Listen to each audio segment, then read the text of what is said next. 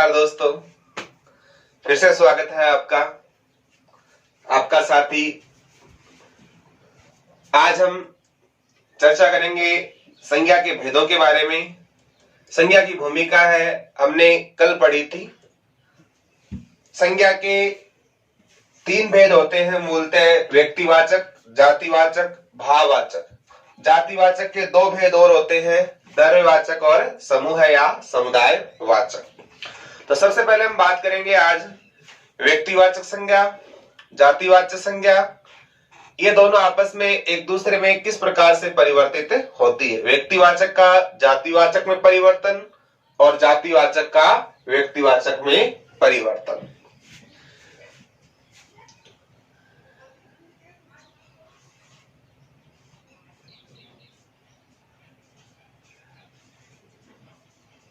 एक है आपकी जातिवाचक संज्ञा, कॉमन नाउन। दूसरी है आपकी व्यक्तिवाचक संज्ञा, प्रॉपर नाउन। सबसे पहले इन दोनों को हम साथ ही पढ़ेंगे। व्यक्तिवाचक किसे कहते हैं और जातिवाचक किसे कहते हैं, तो ध्यान रखना। जातिवाचक संज्ञा कहते हैं किसी व्यक्ति,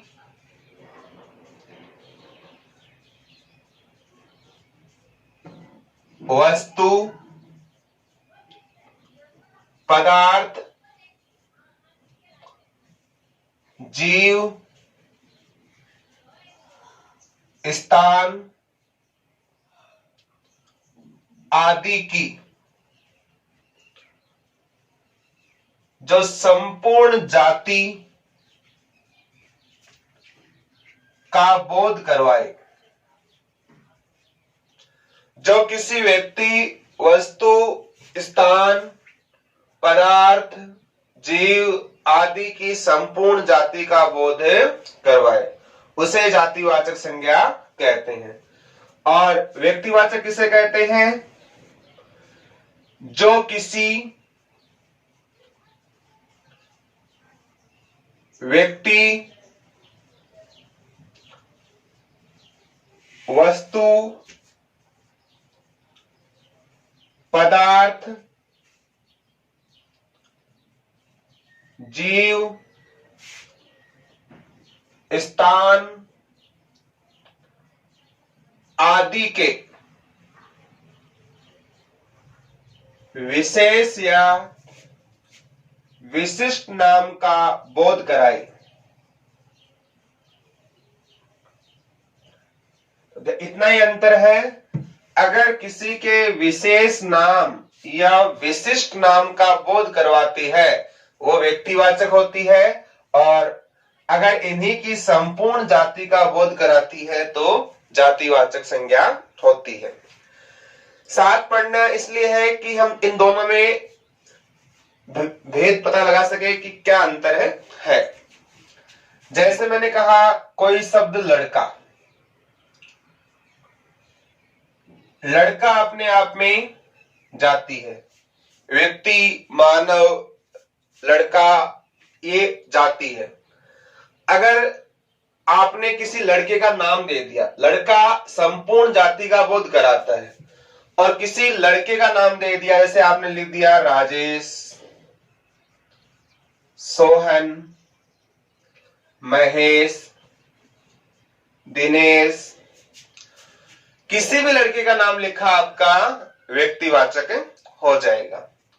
जैसे आपने कहा, जैसे लड़का है वैसे ही क्या है आपकी लड़की, लड़की भी क्या है जातिवाचक संज्ञा।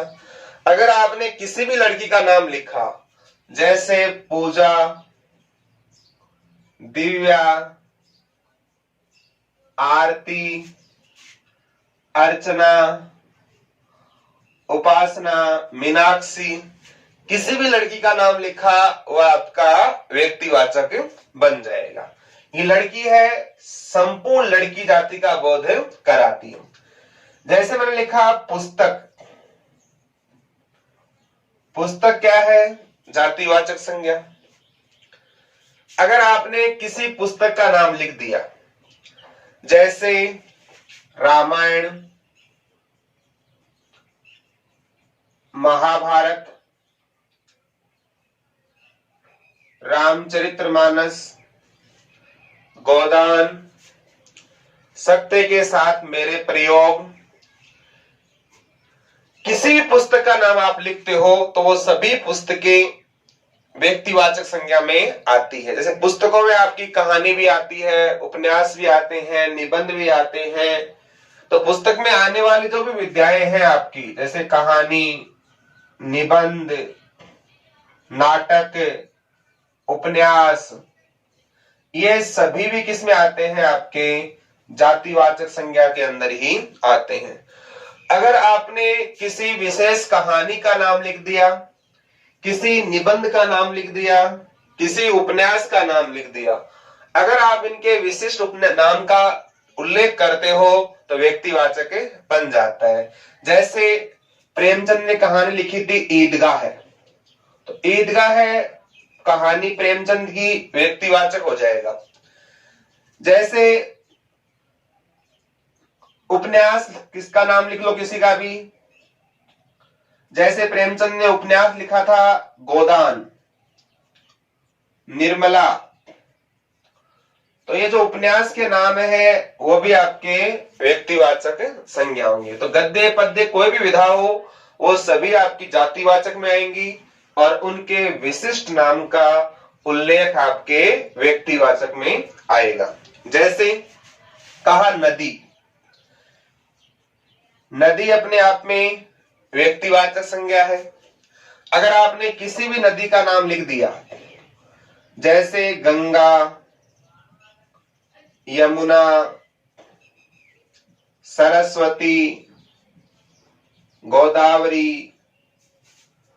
कृष्णा, गंडक, घाघरा, किसी भी नदी का नाम लिख दो आप, वो सारे किस में आएंगे? आपके घाघरा घग्गर नदी है ना, तो सारे किस में आएंगे? आपके व्यक्तिवाचक संज्ञा के अंदर। जैसे आपने लिख दिया पर्वत,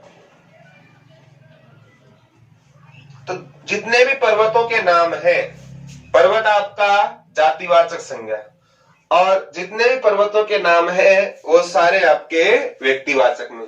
जैसे आपका पर्वत है हिमालय पर्वत, विंध्याचल पर्वत, हिमालय, विंध्याचल पर्वत, अरावली, है ना। विंध्याचल के साथ पर्वत नहीं लगाते हैं, विंध्याचल ही होता है, क्योंकि विंध्य प्लस अचल से बनता है। अगर आप बोलते हैं ना विंध्याचल ये पर्वत, ये गलत है, क्योंकि ये बनता है विंध्य प्लस अचल, और अचल शब्द का अर्थ होता है पर्वत, तो सीधा आएगा विंध्य पर्वत या विंध्याचल। तो जितने पर्वतों के नाम है सारे आपके व्यक्तिवाचक में आएंगे। जैसे आपने कहा गाय, बैल, भैंस, बकरी, जितने भी आपके जीव हैं, ऊंट, कुत्ता, बिल्ली, ये सभी आपके जातिवाचक में आएंगे। आप किसी भी जीव का नाम लिखते हो, जैसे गाय है, बकरी है, कुत्ता है, बैल है, ये सभी आपके जातिवाचक में आएंगे। क्या इनका व्यक्तिवाचक बनाया जा सकता है? हाँ। अगर आपने किसी गाय का नाम लिख दिया, जैसे देवताओं के पास गाय थी, उसका नाम था कामधेनु गाय, तो अगर गाय के साथ आपने लिख दिया कामधेनु गाय तो आपका व्यक्तिवाचक बन जाएगा। ऐसा नहीं कि अगर आपने लिख दिया काली गाय, सफेद गाय, वो काली गाय, सफेद गाय वो विशेषण होता है, गाय की विशेषता बताई जाती है, तो वो आपका व्यक्तिवाचक नहीं है। कोई नाम उसके साथ दे रखा है तो आपका व्यक्तिवाचक बन जाएगा। जैसे कुत्ता है, कुत्ते के नाम निकालते हो ना आप, शेरू कुत्ता, जूलियट, है ना। तो कुत्तों के अगर आप नाम निकालते हो घर पे तो नाम भी क्या हो जाएंगे? आपके व्यक्तिवाचक। जैसे मैंने सब लिखा ऐतिहासिक युद्ध, ऐतिहासिक युद्ध शब्द है, ये आपका जितने भी युद्ध है ये एक जातिवाचक संज्ञा है। अगर आपने किसी विशेष युद्ध का नाम लिख दिया, जैसे आपने लिखा खानवा का युद्ध, तराइन का युद्ध, बक्सर का युद्ध, हल्दी घाटी का युद्ध,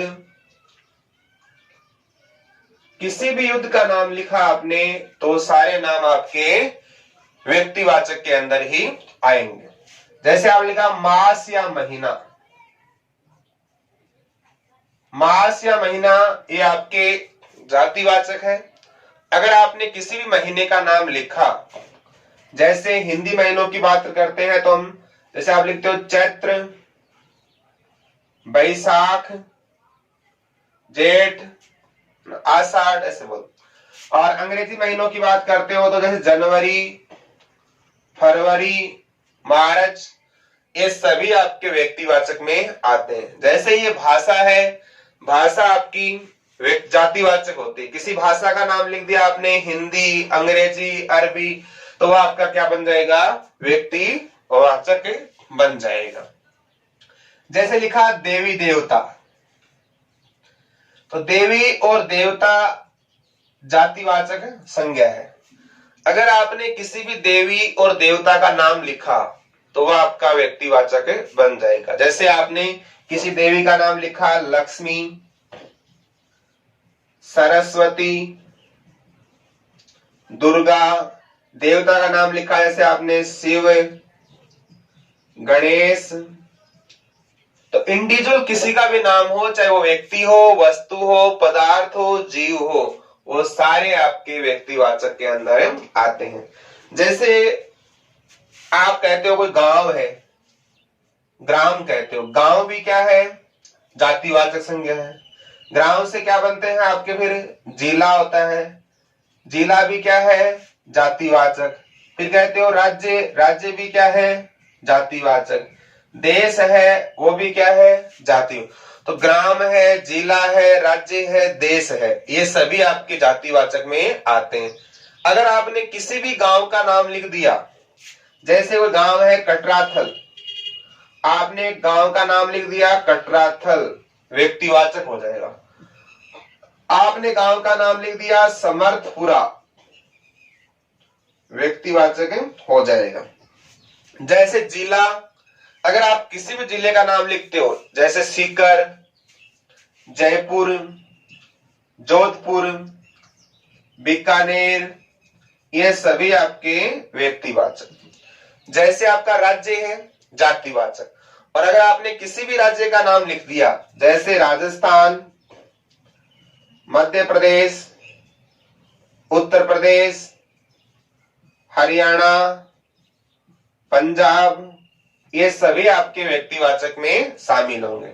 जैसे आपका शब्द है देश, देश आपका जातिवाचक है, और अगर आपने किसी भी देश का नाम लिखा है तो वे व्यक्तिवाचक बन जाएगा। जैसे भारत, नेपाल, अमेरिका, जापान, चीन, ये सभी आपके व्यक्तिवाचक संज्ञाओं के अंदर शामिल होते हैं।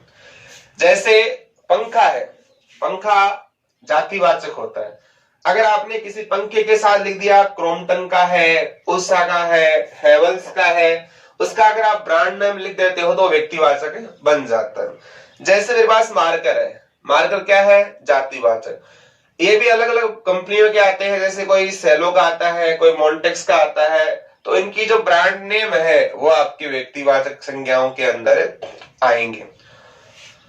जैसे आप नोटबुक खरीदते हो तो नोटबुक या कॉपी, पेन, ये जातिवाचक संज्ञाएं होती है। जैसे नोटबुक आपकी आती है, कोई क्लासमेट की आती है, कोई मयूर की आती है, तो इन नोटबुक के जो कंपनी नेम होते हैं वो आपके व्यक्तिवाचक बन जाते हैं।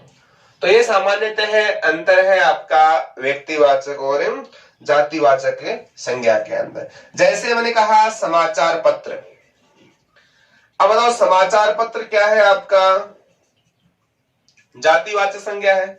अगर आपने किसी भी समाचार पत्र का नाम लिखा, जैसे दैनिक भास्कर, पंजाब केसरी, पत्रिका, आज तक, तो किसी समाचार पत्र का नाम है वो क्या बन जाएगा, आपका व्यक्तिवाचक बन जाएगा। जैसे मैंने कहा त्योहार, त्योहार अपने आप में क्या है, जातिवाचक संज्ञा है। अगर आपने किसी भी त्योहार का नाम लिखा, जैसे होली, दीपावली, रक्षाबंधन, ईद, ईस्टर, तो जितने भी त्योहार है आपके, चाहे किसी भी धर्म के हो, वो सभी त्योहारों के नाम आपके व्यक्तिवाचक संज्ञाओं के अंदर शामिल किए जाएंगे। तो ये सामान्यतः अंतर है आपका व्यक्तिवाचक संज्ञा और जातिवाचक संज्ञा में। अब हम आगे चर्चा करेंगे कि व्यक्तिवाचक संज्ञा जातिवाचक कैसे बनती है और जातिवाचक संज्ञा व्यक्तिवाचक कैसे बनती है।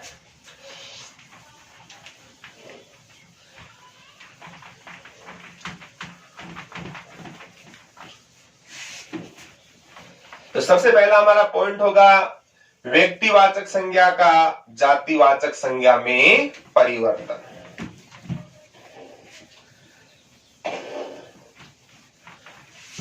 व्यक्तिवाचक संज्ञा का जातिवाचक में परिवर्तन।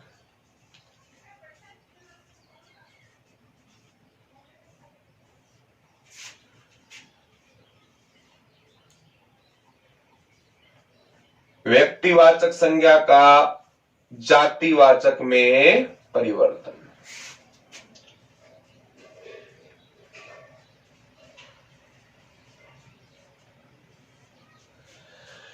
व्यक्तिवाचक संज्ञा जातिवाचक में कैसे बनती है? अभी हमने पढ़ा व्यक्तिवाचक संज्ञा क्या होता है, चाहे कोई व्यक्ति हो, वस्तु हो, पदार्थ, जीव, इनका कोई विशेष नाम है व्यक्तिवाचक संज्ञा। अब व्यक्तिवाचक संज्ञा जातिवाचक में कैसे कन्वर्ट होती है? जैसे मान लो आपको कोई कहा कि बताओ सीता में संज्ञा कौन सी है। सीता किसी का नाम है, व्यक्तिवाचक संज्ञा। और मैंने कहा सीता और सावित्री, कौन सी संज्ञा है इसमें? सावित्री भी किसी महिला का नाम है, व्यक्तिवाचक संज्ञा। सीता और सावित्री में आपकी संज्ञा है व्यक्तिवाचक संज्ञा। अगर मैंने कह दिया राम की पत्नी सीता है, राम की पत्नी क्या है? सीता। अब कोई पूछे आपको इस सीता में संज्ञा कौन सी है, तो यहां भी कौन सी है? आपकी व्यक्तिवाचक संज्ञा ही है। मतलब किसी का भी नाम है इंडिविजुअल, व्यक्तिवाचक होगा। अब ये व्यक्तिवाचक संज्ञा जातिवाचक में कैसे कन्वर्ट होगी? तो ध्यान रखना, जब किसी व्यक्तिवाचक संज्ञा के गुणों का आरोपण किसी दूसरे व्यक्ति पर कर दिया जाता है। अगर कोई व्यक्तिवाचक संज्ञा है, उसके गुणों का आरोपण किसी पर किया जाता है, तब वो व्यक्तिवाचक नहीं रहेगा, तब वो जातिवाचक बन जाएगा। जैसे मैंने आपके सामने सेंटेंस लिखा, प्राचीन समय में हर घर में, प्राचीन समय में हर घर में सीता और सावित्री थी। प्राचीन समय में हर घर में सीता और सावित्री थी। ठीक है। अब देखो डायरेक्टली सीता और सावित्री आए, सावित्री पत्नी थी सत्यवान की, सीता राम की, तो वहां तो आपका व्यक्तिवाचक है सीता और सावित्री। पूछ लिया जाए यहां संज्ञा कौन सी है आपकी, तो बताओ यहां उस बात तो वही है, सीता और सावित्री दो महिलाओं के नाम है, लेकिन सेंटेंस देखते हैं तो प्राचीन समय में हर घर में, हर घर का मतलब सीता और सावित्री के समान गुणों वाली स्त्रियां प्रत्येक घर में रहती थी। तो यहां पर हमने सीता और सावित्री के क्या लिए हैं? गुण लिए। और इन गुणों का आरोपण किस पर किया गया है? प्रत्येक घर में रहने वाली महिलाओं पर। तो जब किसी व्यक्ति के गुणों का आरोपण किसी दूसरे व्यक्ति पर कर देते हैं, तो ऐसी कंडीशन में वो व्यक्तिवाचक नहीं रहता है, फिर वो आपकी जातिवाचक बन जाता है। जैसे मैंने कहा राम और रावण संज्ञा है आपकी व्यक्तिवाचक। कहा राम और रावण में युद्ध हुआ, तो भी कौन सी है? व्यक्तिवाचक संज्ञा ही है। लेकिन मैंने लिख दिया घर घर में है रावण बैठा, इतने राम कहां से लाऊं, घर घर में है रावण बैठा, इतने राम कहां से लाऊं।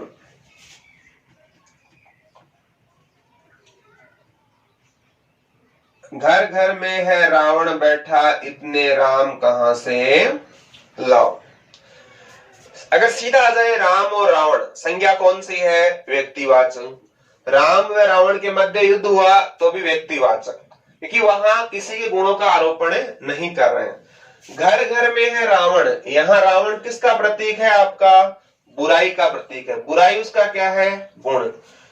यहाँ राम किसका प्रतीक है? अच्छाई। अच्छाई उसका क्या है? गुण। तो घर में रहने वाले लोगों के ऊपर राम और रावण के गुणों का क्या किया गया है? आरोपण किया गया है। तो ध्यान रखना, जब भी हम किसी व्यक्ति के गुण हैं किसी दूसरे पर आरोपित कर देते हैं तो ऐसी कंडीशन में फिर वो व्यक्तिवाचक जातिवाचक बन जाता है। जैसे अगर किसी ने आपसे कहा उसकी बात पर विश्वास कर लो, उसकी बात पर विश्वास कर लो, वह तो भीष्म पितामह है, वह तो भीष्म पितामह है। अगर आपको सीधा पूछे भीष्म पितामह में कोई वाक्य नहीं हो, संज्ञा कौन सी होगी? तो व्यक्तिवाचक संज्ञा। अगर कहते हैं कौरवों और पांडवों के गुरु भीष्म पितामह थे, तो भी आपका भीष्म पितामह उसी की बात कर रहे हैं। उसकी बात पर विश्वास कर लो, वह तो भीष्म पितामह है।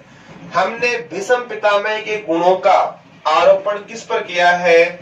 उस व्यक्ति पर किया है। तो अब जब हम किसी दूसरे व्यक्ति के गुण है किसी अन्य व्यक्ति पर आरोपित करते हैं तो ऐसी कंडीशन के अंदर व्यक्तिवाचक संज्ञा जातिवाचक बन जाती है। तो व्यक्तिवाचक को जातिवाचक में कन्वर्ट करने का एक तो ये नियम है कि जब किसी के गुणों का आरोपण किसी पर किया जाए। दूसरी बात, व्यक्तिवाचक संज्ञा ऑलमोस्ट एक वचन में होती है। अगर हम उसका बहुवचन बनाते हैं तो भी वो जातिवाचक बन जाते हैं। तो व्यक्तिवाचक संज्ञा है वो सामान्यतः क्या होती है? एक वचन। और हम व्यक्तिवाचक संज्ञा के एक वचन को किस में कन्वर्ट कर देते हैं? बहुवचन में कन्वर्ट कर देते हैं। अगर किसी का नाम है, जैसे मान लो कहा विभीषण है, हरिश्चंद्र है, राम है, रावण है, ये एक वचन है, तो व्यक्तिवाचक संज्ञा ऑलमोस्ट एक वचन ही होती है। और अगर इसका हमने बहुवचन बना दिया, मैंने लिखा विभीषण, अब बताओ विभीषण में संज्ञा कौन सी है? पूछ ले तो व्यक्तिवाचक। अगर मैंने बना दिया विभीषण से विभीषणों के कारण, विभीषणों के कारण देश पतन के गर्त में चला गया, विभीषणों के कारण देश पतन के गर्त में चला गया,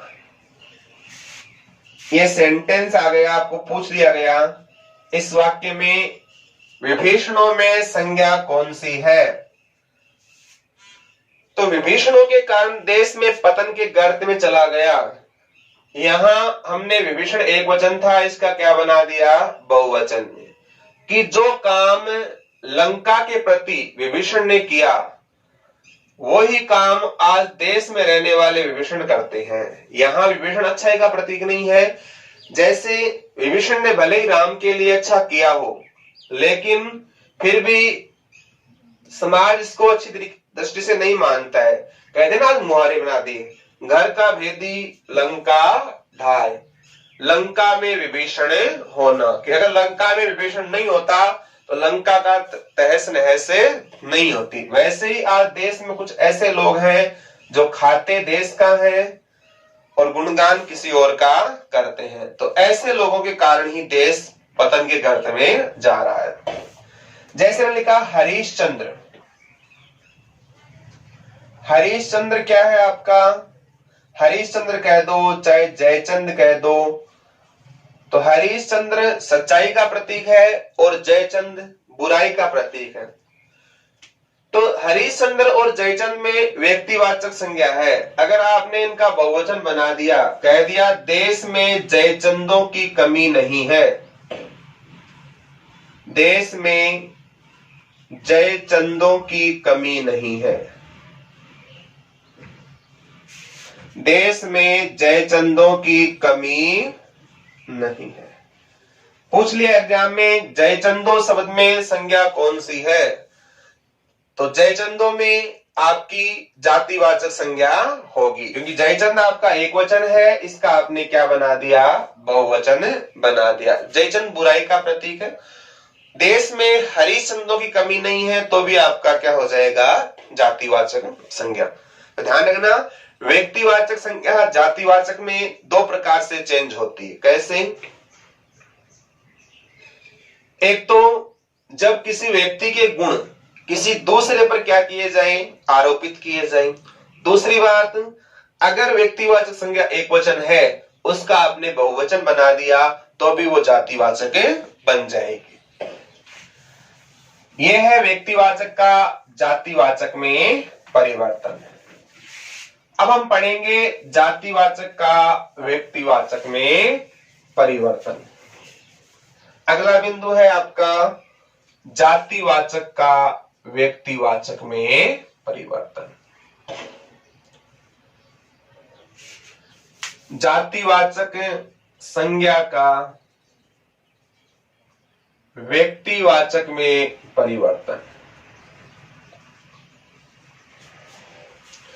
जातिवाचक संज्ञा किसी व्यक्ति, वस्तु, स्थान, पदार्थ, जीव आदि की संपूर्ण जाति का बोध कराती है।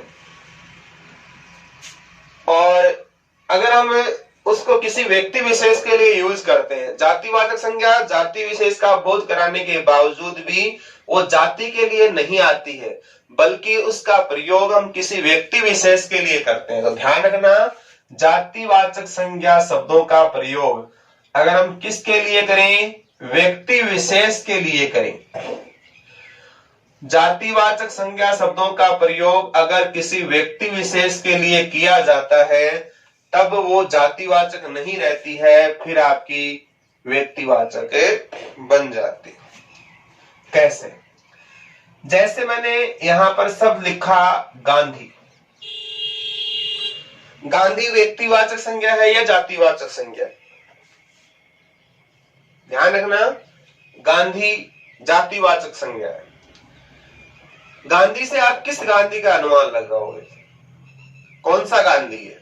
नहीं बता सकते कि ये गांधी इंदिरा गांधी है, सोनिया गांधी है, राहुल गांधी है, महात्मा गांधी है। नहीं बता सकते कि गांधी हमने किसके लिए यूज किया। इसका मतलब सभी के ऑलमोस्ट आगे आ रहा है, तो ये आपकी जाति है। अगर मैंने इसी गांधी के साथ इसके आगे कुछ लिख दिया, जैसे गांधी ने सत्य के साथ मेरे प्रयोग, गांधी ने सत्य के साथ मेरे प्रयोग पुस्तक लिखी। गांधी ने सत्य के साथ मेरे प्रयोग पुस्तक लिखी। अब बताओ ये गांधी किसके लिए आया है? सत्य के साथ मेरे प्रयोग, ये जो पुस्तक है वो किस गांधी की है? इंदिरा की, राहुल की, या सोनिया की, या महात्मा गांधी की? तो सत्य के साथ मेरे प्रयोग है वो महात्मा गांधी की है।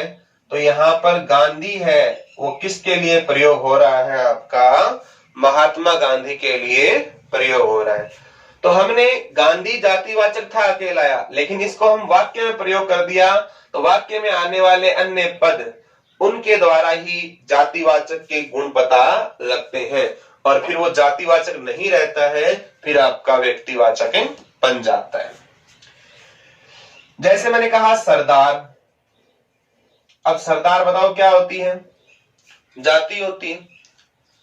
जैसे कोई सिख है, कोई सरदार है, जाट है ना, शर्मा है, जाति होती है। सरदार जाति है। अगर सेंटेंस बना दिया आजादी के बाद, आजादी के बाद सरदार ने भारत को महत्वपूर्ण योगदान दिया। आजादी के बाद सरदार ने भारत को महत्वपूर्ण योगदान दिया। अब कोई पूछ ले सरदार किसके लिए आया है? सरदार जाति के लिए आया है, सरदार वल्लभ भाई पटेल के लिए आया है? ये आया है आपका सरदार वल्लभ भाई पटेल के लिए। अगर मान लो ये गांधी था, इस गांधी के आगे वाक्य लिखते थे, गांधी भारत की प्रथम महिला प्रधानमंत्री थी। तब यही गांधी किसके लिए हो जाता है? आपका इंदिरा गांधी के लिए। गांधी ने सत्य के साथ में प्रयोग लिखी महात्मा गांधी के लिए, और गांधी भारत की प्रथम महिला प्रधानमंत्री थी, तो ये किसके लिए हो जाता है? आपका इंदिरा गांधी के लिए। तो जातिवाचक संज्ञा है, उसका क्या व्यक्तिवाचक बनेगा, ये उसके आगे आने वाले वाक्य के ऊपर डिपेंड करता है। जैसे मैंने कहा नेहरू, नेहरू क्या है? जातिवाचक संज्ञा। आप सोचते हो नेहरू व्यक्तिवाचक है ना, जवाहरलाल नेहरू, नहीं, नेहरू भी क्या है? आपकी जातिवाचक संज्ञा। किस नेहरू को मानोगे? मोतीलाल नेहरू को मानोगे या फिर जवाहरलाल नेहरू को मानोगे? तो ध्यान रखना, अगर मैंने नेहरू जातिवाचक संज्ञा है, इसके आगे लिख दिया नेहरू ने डिस्कवरी ऑफ इंडिया लिखी, नेहरू ने डिस्कवरी ऑफ इंडिया लिखी, तो ये बताओ डिस्कवरी ऑफ इंडिया, भारत की खोज, ये पुस्तक किसकी है? मोतीलाल नेहरू की या जवाहरलाल नेहरू की?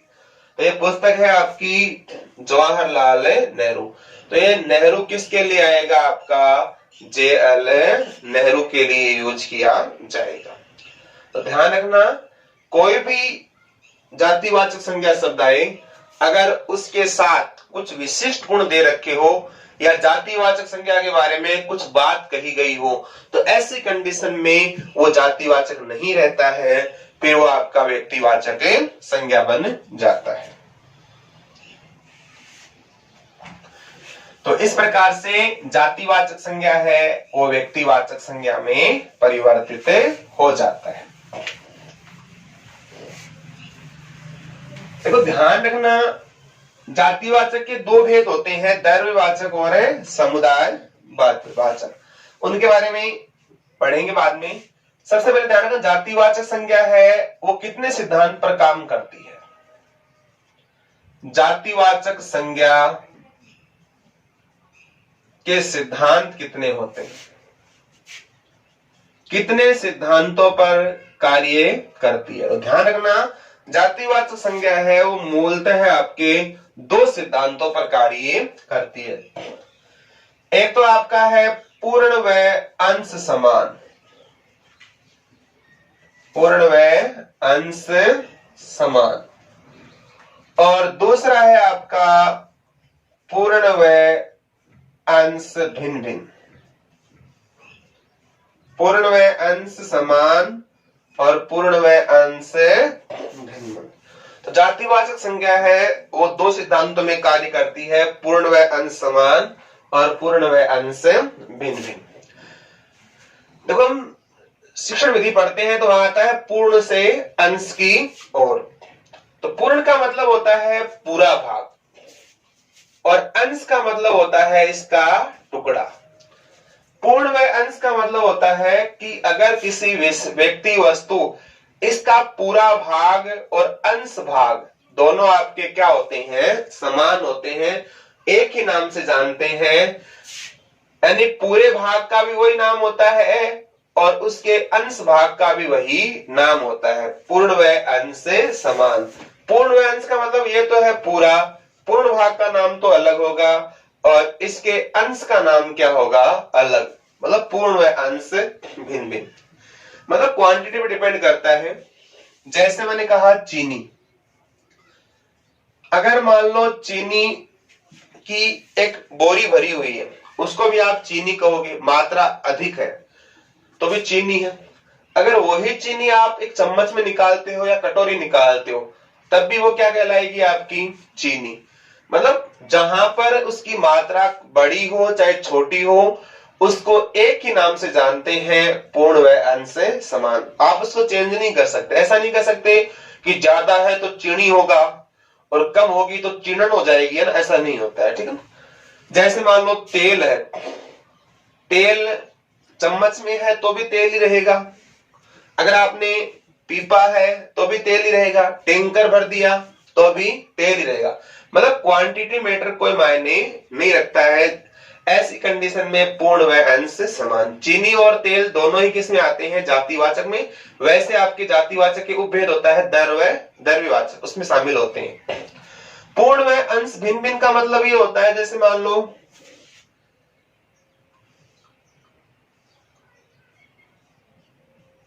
ये आपके सामने एक पेड़ का चित्र है। अगर आप इसको संपूर्ण रूप से कोई पूछेगा कि ये क्या है तो आप क्या कहोगे, पेड़ है। अब बताओ इसकी समग्र रूप से पूर्ण नाम तो इसका क्या हो गया, आपका पेड़। अंश यानी टुकड़े, हिस्सा। क्या इसके आप टुकड़े करोगे तो क्या ये तेल ही रहेगा, क्या पेड़ ही रहेगा क्या? अगर आपने यहां से काट दिया आप क्या कहोगे, ये जड़ है। मैंने पूछा ये क्या है, आप कहोगे तना है। ये क्या है, शाखा है। इस पर क्या लगे हुए हैं, पत्ती और फूल लगे हुए हैं। तो जब पूर्ण भाग का नाम अलग होता है और टुकड़ों में नाम अलग होता है, पेड़ भी जातिवाचक संज्ञा है, चीनी तेल भी क्या है, जातिवाचक संज्ञा। और पूर्ण भाग में नाम अलग होता है, अंश भाग में नाम अलग होता है। तो आपके दो सिद्धांत पर अंश दो प्रकार से लिखते हैं। एक अंश में तो पहला से आता है अंश, इस अंश का मतलब होता है भाग या हिस्सा। और एक अंश में तीसरा से आता है दंत्य या वर्तस्य, इस अंश का मतलब होता है कंधा। अंश यानी कंधा। तो आज हमने पढ़ा व्यक्तिवाचक संज्ञा, जातिवाचक, व्यक्तिवाचक का जातिवाचक में परिवर्तन, जातिवाचक का व्यक्तिवाचक में परिवर्तन और जातिवाचक संज्ञा के दो सिद्धांत। आज के लिए इतना ही, फिर मिलते हैं नेक्स्ट क्लास में। अगले भाग में पढ़ेंगे हम जातिवाचक के दो भेद, द्रव्यवाचक और समुदायवाचक और आपकी भाववाचक संज्ञा। जय हिंद, जय भारत।